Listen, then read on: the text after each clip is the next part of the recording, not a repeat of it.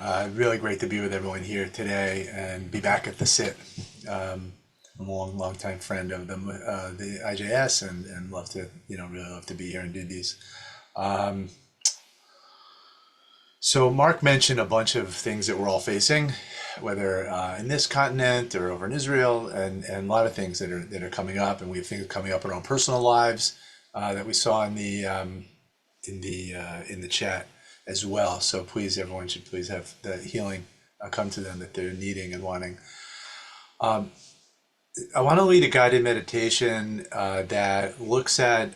It's based on a teaching of Rav Shlomo Volbe, who was one of the great Musar teachers of the last of the 20th century, and he has a teaching about perspective of closeness and a perspective of distance. And he teaches this regarding the story of the spies in the book of Numbers. Remember you have the 12 spies that Moses sends in to scout out the land of Israel before the people are going to come and come into the land of Israel. And those spies go in and they see what they see, and 10 of them come back and give a report saying there's no way we can do this, that the people there are way too strong. We were scared. We were like grasshoppers in our own eyes. And we also look to them like that. There's no way we can do it. And two of the spies, Joshua and Caleb, say, no, we can. Of course we can do this. God says he wants us to come in and come into the land. We can definitely do this. And Revolve, what was the difference? They both saw the same stimuli, the same data, the same experience. They saw the same things. What was different about it? And he says that the 10 spies were coming from a place of there was some distance between how much they trusted in God at that point and felt God was really close to them. There was a distance there, and that colored the way they saw things. Whereas Joshua and Caleb had a real sense of closeness with the divine, and that led them to see things differently, and they could understand things differently that way. And I think it's the same. What I want us to do for us is to see how are we seeing reality now? And how are we seeing what's happening in our world around us? And can we see from a perspective of closeness versus a perspective of distance? And if we do, maybe things might look different. I'm not saying that hard things will just look better. That's not necessarily what I'm saying. But our experience of how we're experiencing reality right now could be different from a place of closeness. So this meditation is going to guide us through that. And what we'll do is I'll say some prompts to guide us, and then we'll get to a spot where we're just going to take really some quiet on our own meditation to sit with where we get to, and then we'll come back and I'll bring it all back together. Okay? So that's the plan for the next about 20 minutes, 18 minutes or so. So I invite you to whatever a meditative pose is for you, how you can relax your body and allow yourself really to focus on the breath. Please assume that position.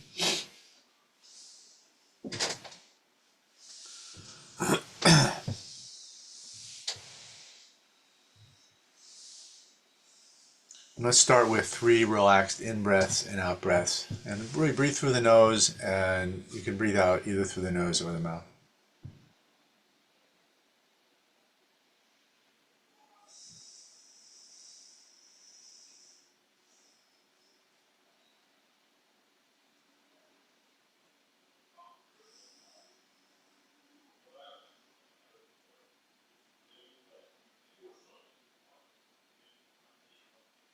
Continue breathing at a relaxed pace, and notice your heart beating. Notice your different parts of your body, your arms, your legs, wherever you're sitting, your feet on the ground.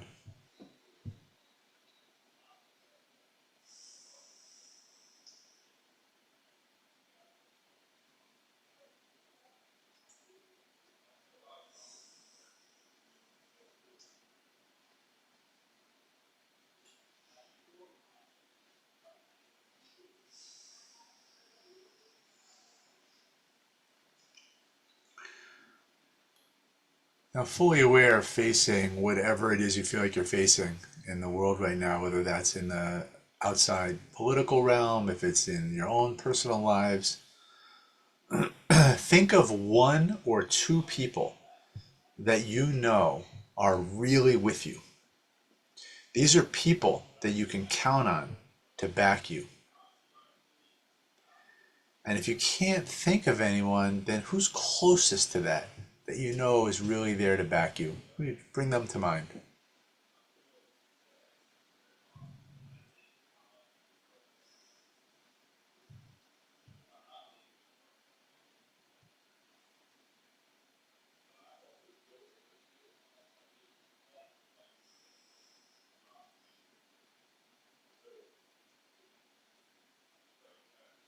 And if you have more than two, invite them in also.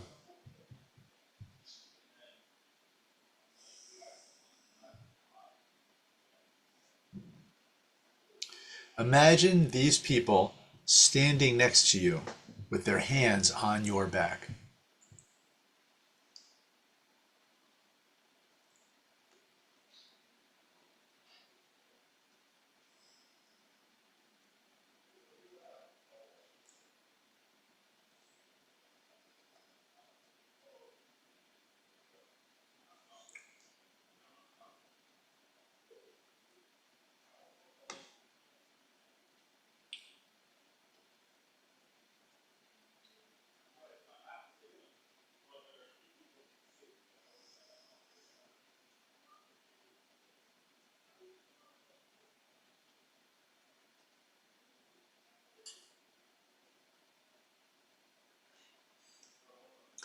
Now imagine ancestors that are with you and in whom you can trust. These can be biological ancestors, Jewish ancestors, ancestors from whatever field you're in, living or dead.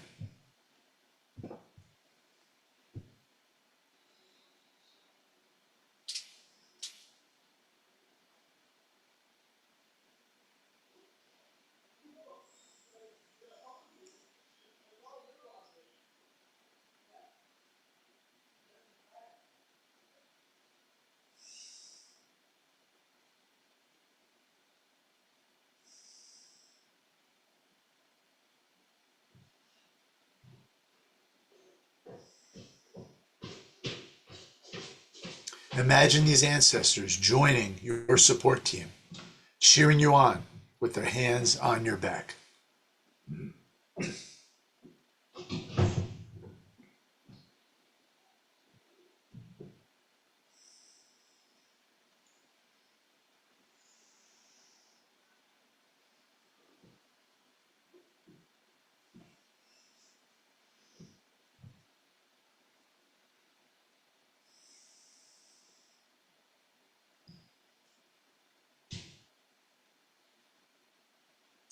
Now imagine God or Spirit is with you and infusing you with light and love and support. Imagine that God or Spirit is with you and infusing you with light and love and support.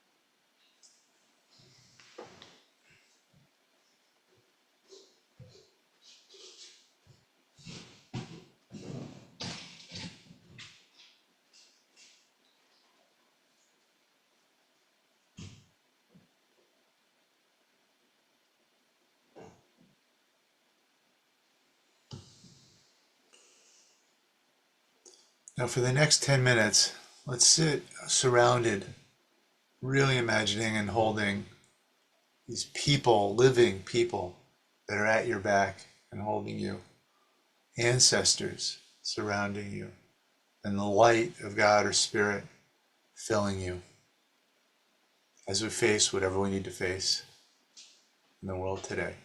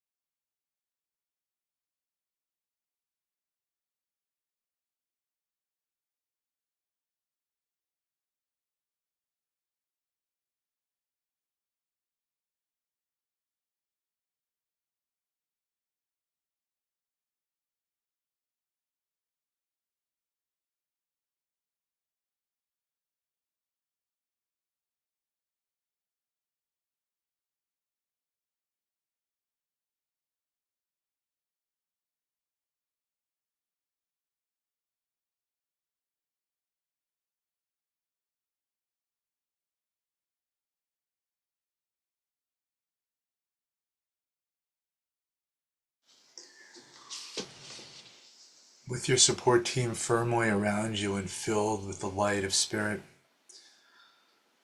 I invite you to look at the challenges now and see if they look a little different.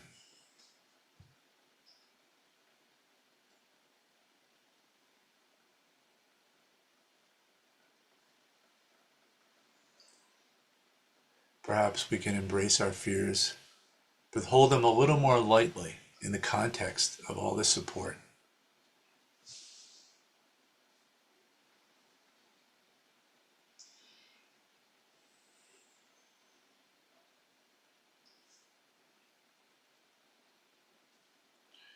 In your mind, turn to your support team, people, ancestors, spirit, and express your gratitude.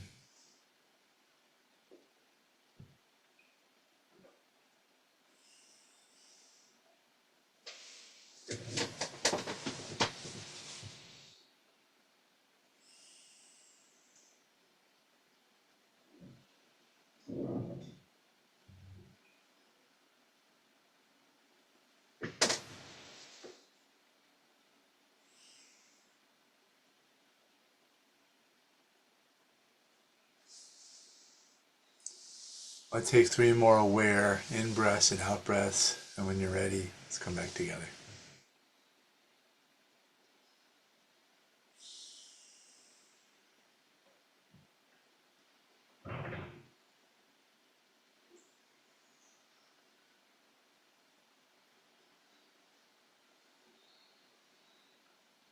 May we walk in the world in these coming days and months knowing that we're not alone. We have each other. We have our support teams around us to face what we have to face. Thank you.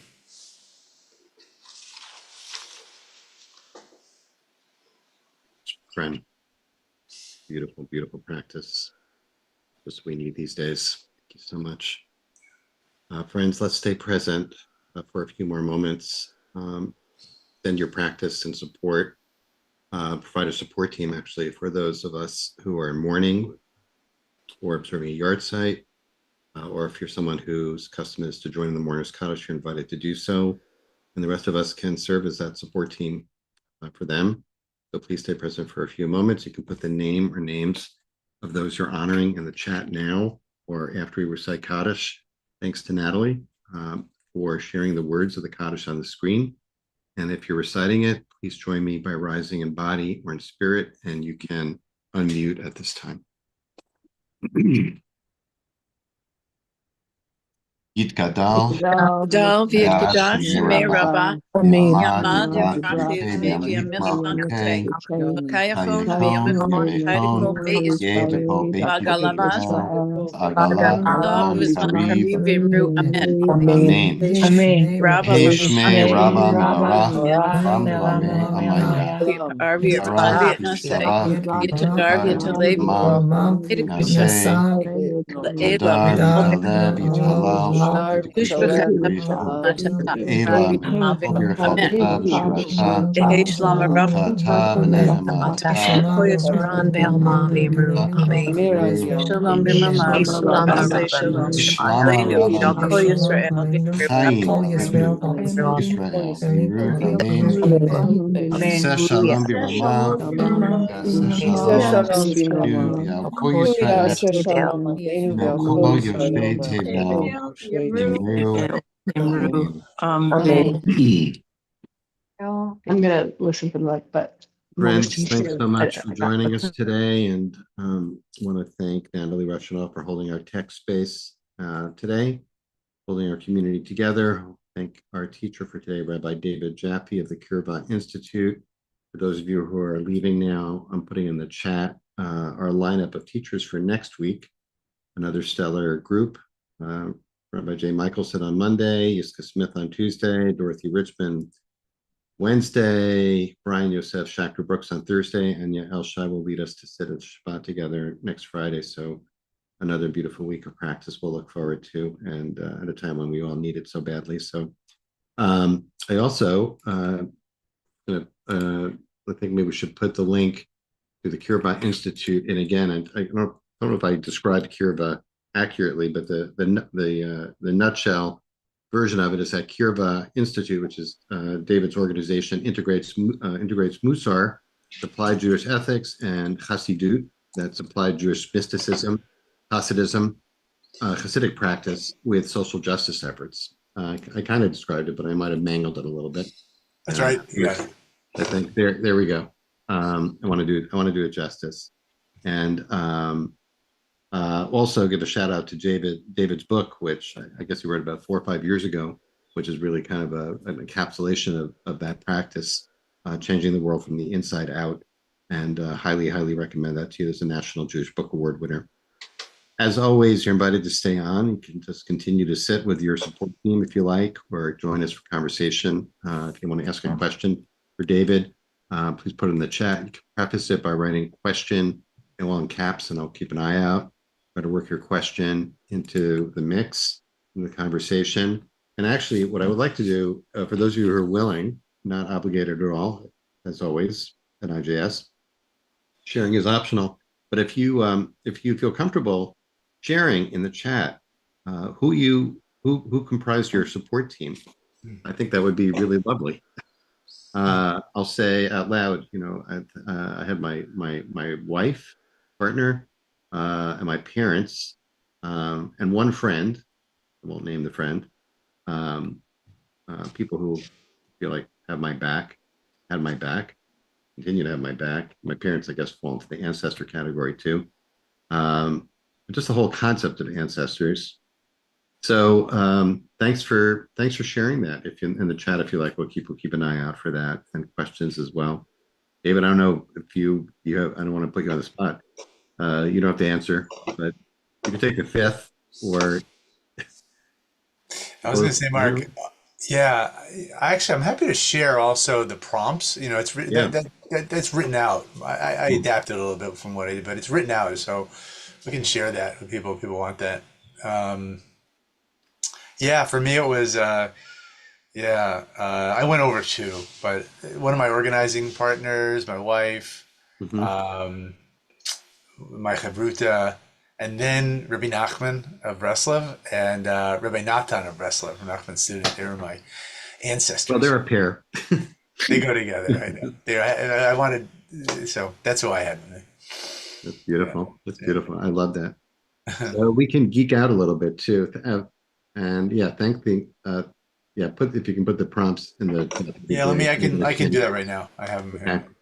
And before we came on, when you described what your plan was to practice today, where I went right away was thinking about the Gadi Moses and Arbel Yehud, the two hostages who were released yesterday, in the really, I'll say, just like terrifying scene, really, of walking through a hostile mass of people, and thinking about like, wow, what a great practice that would, be for them if they had that in mind as they were walking through that. And then I was thinking, that's a very extreme and very visceral experience of that. But in some way, we're all feeling that in different ways, whether it's, like you said, our personal stuff, social stuff. And so it's just a great practice. I think it's a great daily practice for all of us. And I highly want to recommend that. But since I have you here, I wouldn't mind geeking out a little bit about Midot. Since you're such a wonderful teacher of Musar. One of my favorite topics, Mark. You didn't mention, I don't think you mentioned, I don't know if you used the word Midah or mentioned a specific Midah, but you talked about Rabbi Wolbe. If I could say a few words about him too, since I know he's such an important influence for you, like who he was and, et cetera. But the way you described it that I got was in that story about the spies checking out the land, the Meraglim, that what Joshua and Caleb had was this sense of closeness, right? You described it as it's about having a sense of being close to something. At one point, I think you used the word trust. Yeah. So I thought, okay, the midah here, this spiritual, sacred soul quality, ethical quality, is bitachon, trust. And it just struck me that this is a very interesting way to think about trust. to tap into the visceral sense of being with people who you trust to have your back, right? Who and it's such a, I think the reason why it's such a great practice for today is because so many of the things that assumptions we've made, or, things that are kind of foundational, are in question, like even just reality, right? Facts, principles of democracy, and, reality of the Holocaust, go make a long list of things that, like, I thought we could take that for granted. But it turns out, oh no, you can't take that for granted anymore.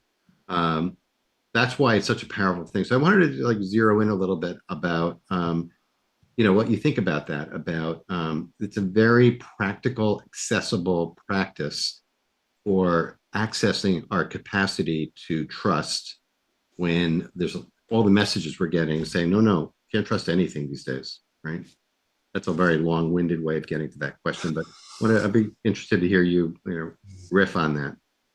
Yeah, well, you're right on, Mark. It's right on. And I dropped in the meditation into the chat, and you'll see if that meditation, it's called a Bitachon meditation.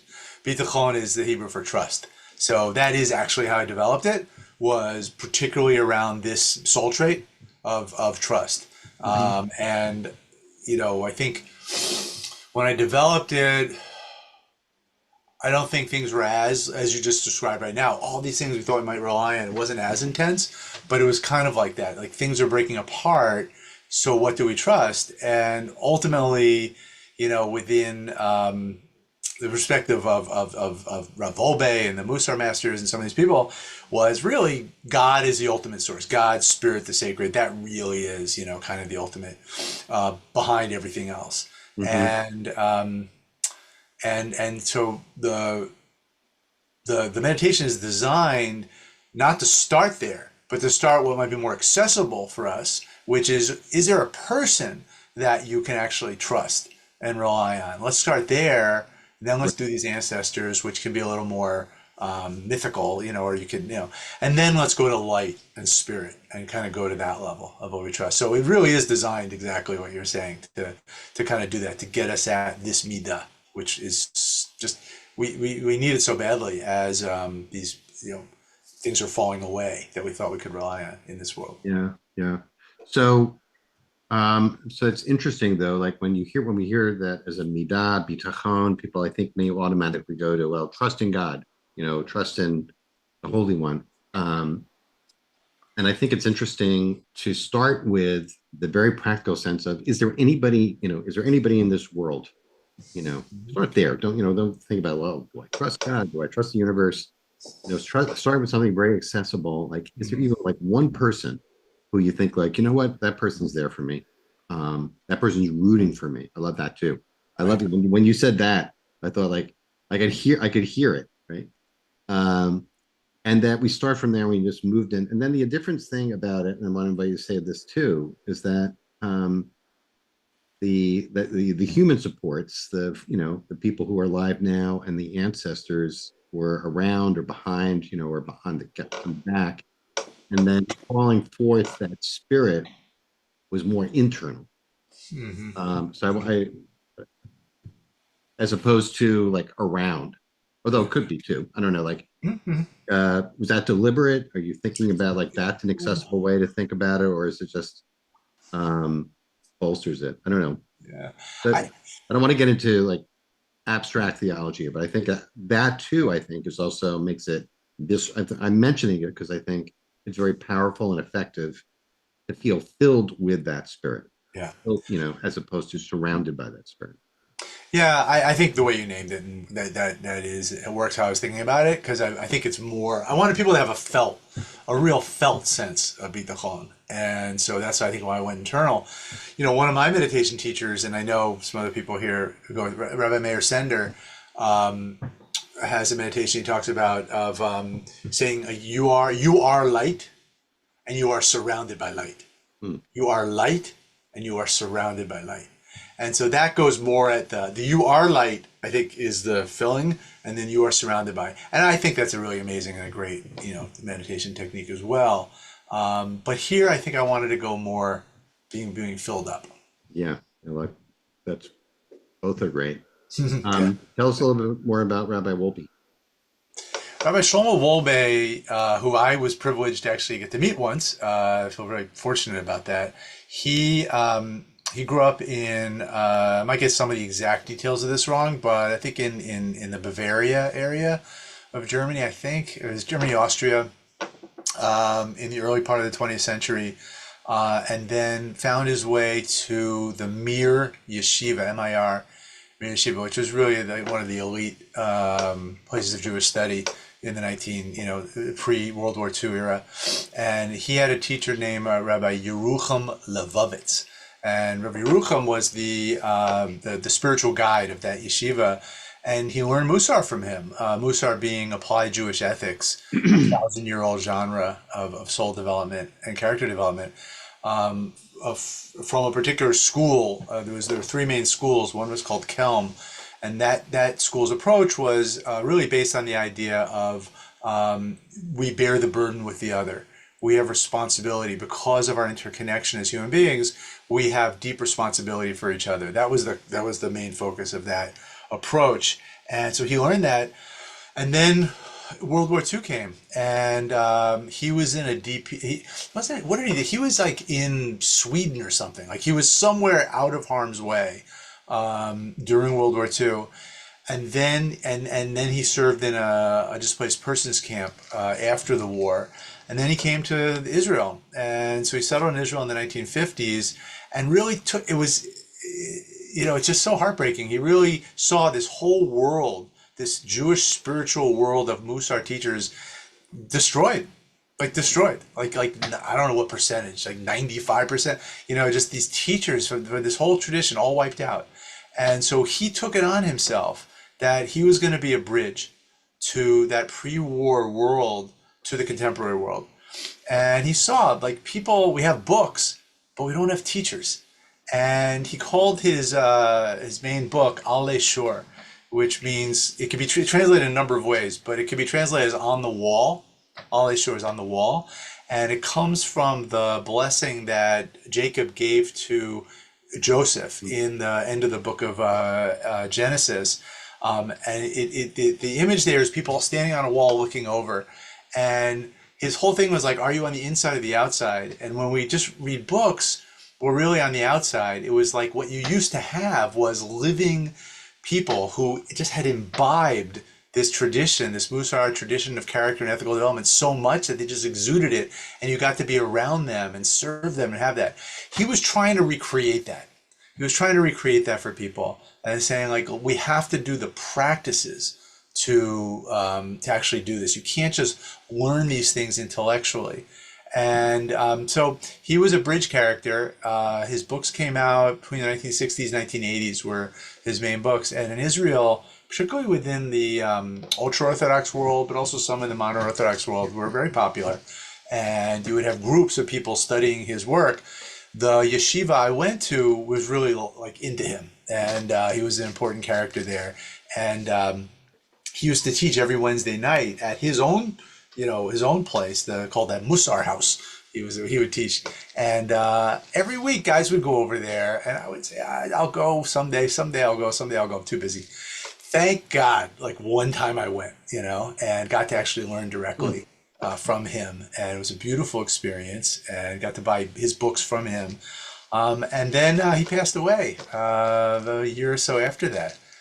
So his legacy is huge. He was really the key figure bridging the pre-war Musar world and the contemporary world. It's a little bit about him. That's really fascinating and moving, and I don't think I've ever heard that in that detail. Yeah. So really, that's great to hear. Yeah. I'll write the name of the book in the. Unfortunately, it's not translated into English for I don't know, reasons that don't totally make sense to me. The family hasn't wanted it translated, but I think it will eventually. It's going to eventually get translated. All right. While David's doing that, I'm also going to share in the chat a song that came to my mind as we were doing that. David, Ali Halpert, who's a wonderful contemporary singer-songwriter, has a song that's entitled "I'm Not Alone," and I'm going to put that in the chat. as a little pre-Shabbat music for those of you for whom Shabbat has not yet come in.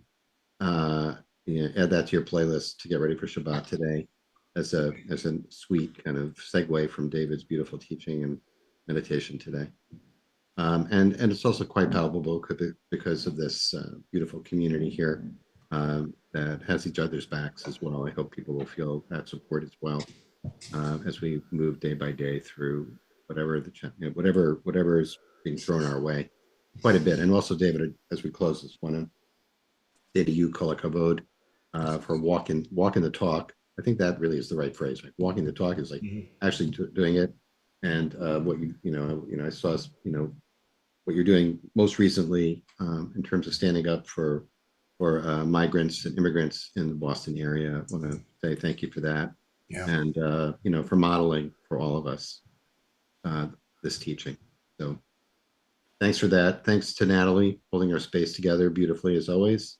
Each of you for being here, and really wish everyone a restorative Shabbat. We all need it to be able to breathe, just be together, feel some gratitude, and then get back to it when Shabbat's over. So hope to see everybody back here on Monday to sit with Jay Michelson. Shabbat shalom, everyone. Be well. Shabbat shalom. Thank you, Mark, you and all the Institute